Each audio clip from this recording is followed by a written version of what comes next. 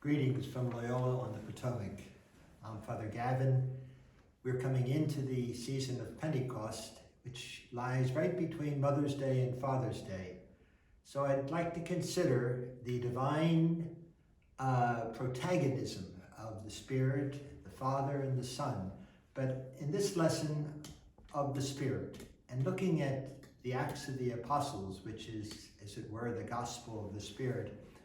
In chapters 10 and 11, we're told of Cornelius, a Gentile, who calls Peter to his house, as he's been indicated by God.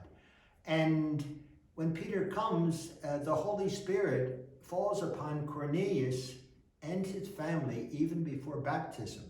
So Peter says, well, who are we to resist the Holy Spirit? And he baptizes. And then it goes to the Council of Jerusalem. This question of, do the Gentiles have to be Jews before they're Christians? And the council decides no. And this is one of their statements. For it seemed good to the Holy Spirit and to us to lay upon you no greater burden than these necessary things. So the council is saying to the Gentiles that they don't have to become Jews according to the Mosaic law. We're all spiritual Semites. And considering this universality of redemption, of God's plan of salvation, that it's to all nations, Gentile, Jew, male, female, slave, free person, to all this salvation is offered. I'd like to consider Cardinal Bernardine's seamless cloak in terms of our Christian living.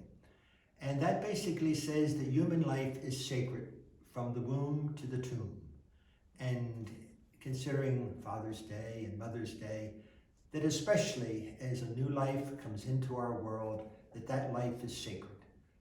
And this is part of God's plan for our well-being. So God bless you and happy Pentecost.